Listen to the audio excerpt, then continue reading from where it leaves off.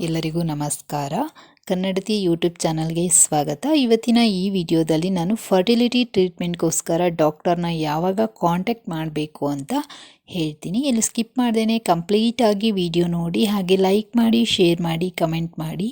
ಹಾಗೆ ಇನ್ನೂ ಯಾರೆಲ್ಲ ಸಬ್ಸ್ಕ್ರೈಬ್ ಮಾಡದೆ ನನ್ನ ಚಾನಲ್ ನೋಡ್ತಿದ್ದೀರಾ ದಯವಿಟ್ಟು ಸಬ್ಸ್ಕ್ರೈಬ್ ಮಾಡ್ಕೊಳ್ಳಿ. ನೀವು ಸಬ್ಸ್ಕ್ರೈಬ್ ಮಾಡ್ಕೊಳ್ಳೋದ್ರಿಂದ ನಿಮಗೆ ಕಂಟಿನ್ಯೂಸ್ ಅಪ್ಡೇಟ್ ಸಿಗ್ತಾ ಇರುತ್ತೆ.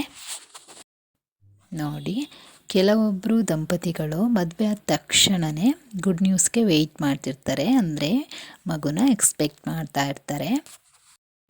ಅಂತಹ ಸಿಚುವೇಷನಲ್ಲಿ ಕೆಲವರಿಗೆ ತುಂಬ ಬೇಗನೆ ಗುಡ್ ನ್ಯೂಸ್ ಬಂದುಬಿಡುತ್ತೆ, ಮಗು ಆಗಿಬಿಡುತ್ತೆ. ಇನ್ನೂ ಕೆಲವೊಂದು ದಂಪತಿಗಳಿಗೆ ಎಷ್ಟೇ ಟ್ರೈ ಮಾಡಿದ್ರೂ ಆಗ್ತಾ ಇರೋದಿಲ್ಲ. ಆಗ ಅವರು ತುಂಬಾ ಟೆನ್ಷನ್ ಮಾಡ್ಕೊಂಡಿರ್ತಾರೆ. ಹಾಗೆ ತುಂಬ ತಾಳ್ಮೆಯಿಂದ ಕೂಡ 3 ಮಂತ್ ವೆಯ್ಟ್ ಮಾಡ್ತಾರೆ, 6 ಮಂತ್ ವೆಯ್ಟ್ ಮಾಡ್ತಾರೆ, 9 ಮಂತ್ ವೆಯ್ಟ್ ಮಾಡ್ತಾರೆ, 1 ಇಯರ್, 2 ಇಯರ್, 3 ಇಯರ್ ಈ ಥರ ಟೈಮ್ ಹೋಗ್ತಾನೆ ಇರುತ್ತೆ. ಅಂತಹ ದಂಪತಿಗಳು ಯಾವಾಗ ಇನ್ಫರ್ಟಿಲಿಟಿ ಅಂತ ಡಿಸೈಡ್ ಮಾಡಬೇಕು, ಹಾಗೆ ಯಾವಾಗ ಅವರು ಫರ್ಟಿಲಿಟಿ ಟ್ರೀಟ್ಮೆಂಟ್ಗೋಸ್ಕರ ಡಾಕ್ಟರ್ನ ಕಾಂಟ್ಯಾಕ್ಟ್ ಮಾಡಬೇಕು ಅಂತ ನಾನು ಈ ವಿಡಿಯೋದಲ್ಲಿ ಹೇಳ್ತೀನಿ. ಇಲ್ಲಿ ಸ್ಕಿಪ್ ಮಾಡ್ದೇ ಕಂಪ್ಲೀಟಾಗಿ ವಿಡಿಯೋ ನೋಡಿ. ನಿಮ್ಮ ಏಜ್ ಬಂದು 35ಗಿಂತ ಬಿಲೋ ಇದೆ ಅಂದರೆ ನೀವು 1 ಇಯರು ನ್ಯಾಚುರಲ್ ಆಗಿ ಗರ್ಭಧಾರಣೆಗೆ ಪ್ರಯತ್ನ ಪಟ್ಟರೂ ಕೂಡ ಮಗು ಆಗಿಲ್ಲ ಅಂದರೆ ನೀವು ತಕ್ಷಣ ಡಾಕ್ಟರ್ನ ಕಾಂಟ್ಯಾಕ್ಟ್ ಮಾಡೋದು ತುಂಬ ಉತ್ತಮ.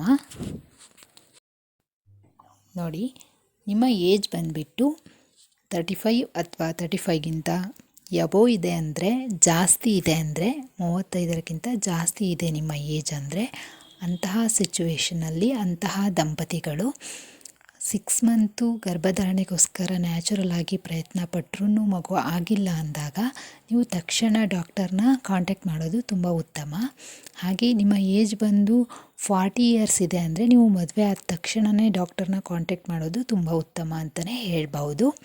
ಹಾಗೆ ನಿಮಗೇನಾದರೂ ಮೊದಲೇ ಇರೆಗ್ಯುಲರ್ ಪೀರಿಯಡ್ಸ್ ಅಥವಾ ಯಾವುದೇ ಆದರೂ ಆಪ್ರೇಷನ್ ಆಗಿದ್ದರೆ ನೀವು ತಕ್ಷಣ ಡಾಕ್ಟರ್ನ ಕಾಂಟ್ಯಾಕ್ಟ್ ಮಾಡೋದು ತುಂಬ ಉತ್ತಮ. ಇಂತಹ ಸಿಚುವೇಷನಲ್ಲಿ ಇನ್ಫರ್ಟಿಲಿಟಿ ಆಗುವಂಥ ಚಾನ್ಸಸ್ ಇರಬಹುದು.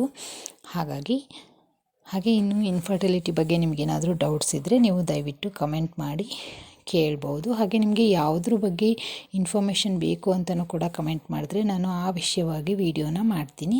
ಹಾಗೆ ಇನ್ನು ಯಾರೆಲ್ಲ ಸಬ್ಸ್ಕ್ರೈಬ್ ಮಾಡದೆ ನನ್ನ ಚಾನಲ್ ನೋಡ್ತಿದ್ದೀರಾ ದಯವಿಟ್ಟು ಸಬ್ಸ್ಕ್ರೈಬ್ ಮಾಡ್ಕೊಳ್ಳಿ. Thanks for watching friends.